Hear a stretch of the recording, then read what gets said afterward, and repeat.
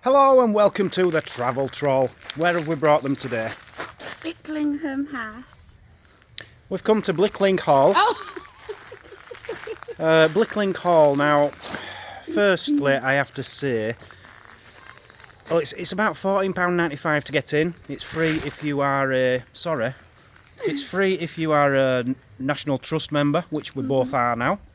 I signed Mazzy up, so we're both National Trust. We came last week, but we didn't get in the house.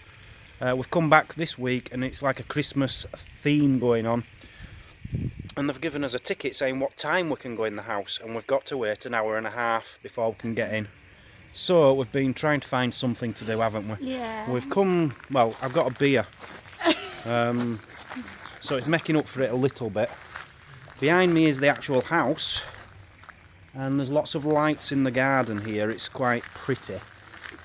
But it's not really my kind of thing, but Mazzy seems to be loving it. She's having a good day. Yeah. Personally, I just want to get in and then go home.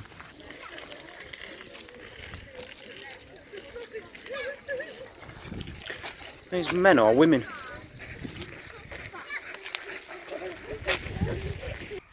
One thing I should point out, it's free parking if you're a National Trust member, but what did they try and do? As you're coming in, there's people with collection boxes saying, are you a member? And people were saying no. We were members. People were saying no and say, oh, well, parking isn't free. It's £5. £5 to park your car. Now, whether they're just doing that because it's a charity thing, I don't know, but that is disgusting. It's definitely not going to get a 10 in this place, and we haven't been in yet. So in the 1400s, this place belonged to a guy called John Falstaff. Someone called John, and I think he was a friend of Shakespeare or something, because I think Shakespeare wrote about him. Not 100% sure. He made a lot of money in the 100-year war, apparently. And someone else who's owned this house, someone very important indeed, Mr. Thomas Boleyn. He's the man who created Anne Boleyn. Anne Boleyn being the woman who got beheaded and killed by her husband, King Henry VIII. Did you know that? Yeah. Yeah. So Anne was actually born in this house in 1501, approximately. No one's exactly sure when she was born. There's actually a statue in here saying that she was born in 1507, but that isn't correct. They think it's 1501. So Anne was born here, her sister Mary was born here, and her brother George was born here. George being the one who she started sleeping with. Oh, I see. Her own brother.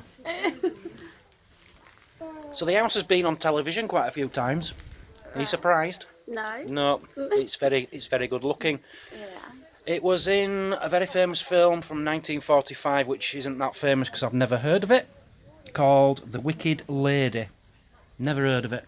The exterior of the house was used in Wicked Lady. It's also been used in Series 2 of I'm Alan Partridge. Americans won't have a clue what we're talking about, but it's a very funny comedy here set in Norwich, which isn't far from here at all. And it was voted the most haunted house in Britain. Oh, really? In 2007. That was voted for by the people of the National Trust. Now that was 2007, so where the ghosts have gone since then, I don't know. It's not been voted the most haunted house since 2007 in 10 years. So I don't know, maybe they're sleeping finally and have found peace. I do know for a fact that Mazzy is very excited to get inside because there's some special art. Is that? Yes, whose paintings are in here? Thomas Gainsborough? Thomas Gainsborough. Oh, is that? Mr. Gainsborough, a very famous artist who I've never heard of. He's painted some pictures in here and we're going to be able to see them. Cool. Now why I'm getting this impression that I've already told this story, I don't know. But I'm going to have to say it again. I might have said it at a different place when I've talked about Anne Boleyn. But there's ghosts. There's ghosts here. Now, the most famous ghost is Anne Boleyn. Anne Boleyn. Anne Boleyn's ghost. That were a big pause. Anne Boleyn's ghost, apparently she turns up on the 31st of May every year, which is the date she died. She pulls up in a driven by a headless man coach with 4 horses, and she's in the back, and she's got her head between her knees in the carriage. And she gets out, steps out of the carriage, picks her head up, puts it under her arm, and walks into the halls. And she just haunts the hallways all night until the sun comes up. That's scary. It's scary, and it's probably not true. On top of that, her dad also haunts the place, Thomas. Now, I think he does that because he feels bad, because he actually helped to get her executed, because she was sleeping with her brother. And he helped King Henry VIII to pretty much get rid of her, and he was going to make a load of money or something. I don't know the story, but apparently he goes around in a horse-drawn horse-drawn carriage with 4 headless horses, and he crosses 12 bridges every May the 31st on the anniversary of his daughter's death because he feels bad for what he did. So he should. He should, shouldn't he? Yeah. What a bad dad. So Thomas Boleyn, Anne Boleyn's dad, he worked for King Henry VIII. They were well in with him. And he noticed that King Henry VIII kept looking at his 2 daughters, Anne, and I think the other one was Mary. I think she was called Mary. Kept looking at them, so he went up to King and says, "Hey, do you fancy a bit of my daughter, do you?" He says, "Because, I won't mind being married into royalty." And King Henry VIII says, "Well, I'm married. What am I supposed to?" "Yeah, she's well fit. I would, but I'm married. I can't do aught about it." So they just left it at that. Anyway, King Henry VIII was already married to Catherine of Aragon. So he needed to get rid of her, so he went up to the Pope. He says, "Hey, Pope, would you mind giving me a divorce to this silly cow? I don't like her. I want to be with Anne Boleyn. She's a lot better looking." And she was. Admittedly, she was. And the Pope says, "No, I'm sorry. We don't do divorces. It's no excuse. You've just got to stick with her." So King Henry VIII isn't happy about that, so he decides to just become the leader of all the churches and get rid of the Pope, and he dealt with it all himself. So he then made all the decisions and decided to divorce his wife, which he did, so that he could knock around and marry Anne Boleyn, which he did. So he's hanging around with Anne Boleyn, he's having a really good time, but unfortunately she couldn't have any boys. He needed a boy to take over the throne. And he wasn't having any kids, so he went off her. He thought, "I'm going to get myself another bird here, get rid of this one." But he knew he couldn't divorce her because he'd just married her. He couldn't get rid of her again, like he did the last one. So he asked somebody, I think it was Oliver Cromwell. He says to Oliver Cromwell, "You'll find some dirt on this wife of mine because I need rid of her. She's not giving me any kids and I need kids." So Oliver Cromwell goes away and thinks about it, and he comes back and says, "I've got an idea." He says, "She's got 6 fingers on each hand," which she did have. That's true, is that? "Let's say that she's a witch, and then you can get rid of her." And he thinks about it, does King Henry VIII, and he says, "No, that's not a good enough reason to get a divorce. Find something else." So Oliver Cromwell goes away, and he starts following Anne Boleyn around, And he notices she's spending a lot of time with her brother George. She's knocking around with George, isn't she? She's sleeping with her brother George. True story, apparently. So the king says, "Right, that's all I need. We'll do her for treason. And I'll chop her head off, for sleeping with her brother and all that." So that's what happened. Went and chopped her head off, and it didn't hurt because it might have hurt. It would have hurt, wouldn't it? So that's it. That's the end of the story I'm telling you about Anne Boleyn. That's all you need to know. That's the simple facts. Let's go inside the house and finally, after an hour and a half, see inside the house. This better be worth it. This really better be worth it.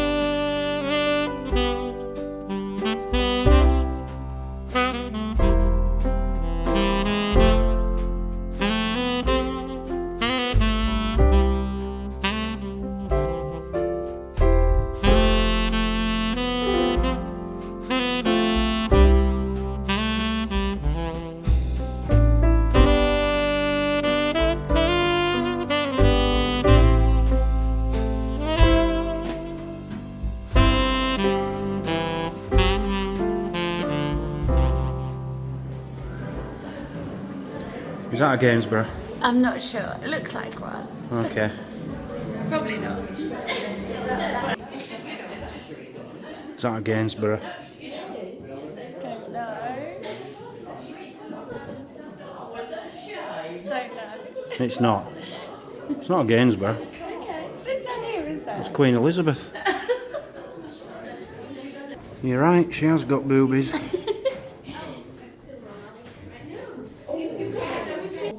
The Silver Room.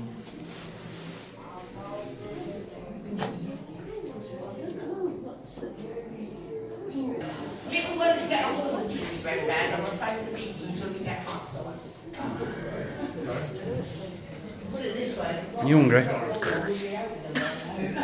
It's quite realistic, really.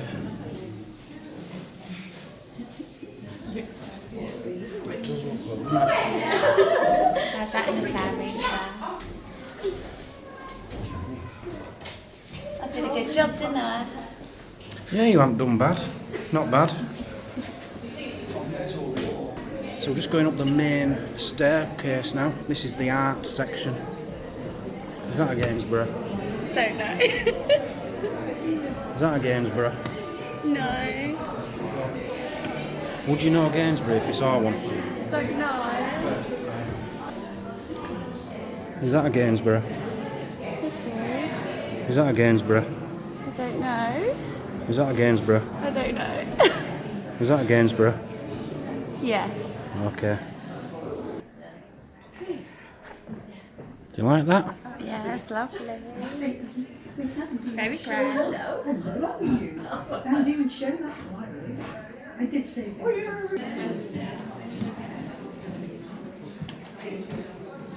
We've seen one of these before, haven't we? Yeah. Can you remember where?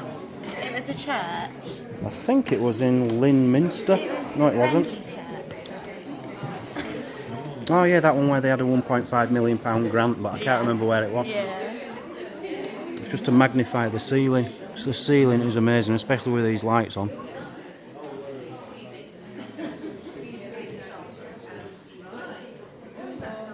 If you stand where I am, Mazzy, and look from this side, you get a really cool picture of a sun.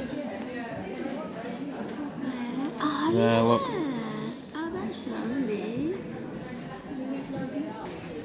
I beg your pardon? What did you get me? What did I get you? Yeah. Oh, I can't wait to open this up. It's not for you. No, it's not for you.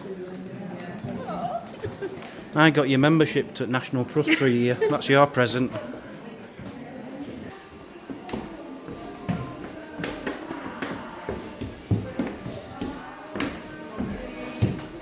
I can't understand what they've got all this stuff all over for. You know, what's all this about? It's Christmas. It's not Christmas, it's December 2nd. Oh, old Scrooge. So that's the end of Blickling Hall. What's your thoughts? Speak up, lady. Yeah. Yeah, it was lovely. But Just disappointing. why? There weren't a lot, was there? Probably because I don't know if you can see the size of this behind me. It's huge, absolutely huge. And on the open part of the house, you only get to go in about 4 rooms. Yeah. It was really a big letdown. It's not open, is it? Unless, I don't know if it's always that amount, but it wasn't today. And that is, for non-National Trust members, £14.95. Big letdown. Yeah. Big letdown. So, marks out of 10. I'm just gonna go 5. 5. It was beautiful, but 5. I'll give it a 5 as well. I had one question to ask in there. There's a very important book in there, and I asked the woman in there. She didn't have a clue what I was talking about. So that knocks a mark off. And it's just full of Christmas decorations. Yeah, the Christmas decorations look really nice, but there was no signs about any of the art or anything. Nothing. Nothing. Just Absolutely nothing about the history of the place. No. So, big letdown, 5. 5. Thanks for joining. See you next time on the Travel Talk. Bye bye, bye bye, bye bye. Say goodbye. Bye bye, bye bye. Many thanks for watching, guys. Please don't forget to click like, subscribe, leave a comment and share the video. And be sure to check out my other channel, Deep Digger Dan, and my website, thetraveltroll.uk. You can also follow me on Facebook, on Twitter and on Instagram. But most importantly, please do donate to the charity which we're supporting in this county. All links to everything I've just mentioned are all in the description below. Please come back tomorrow as we continue our adventure to try and make the biggest video library of the sites of the UK. Goodbye!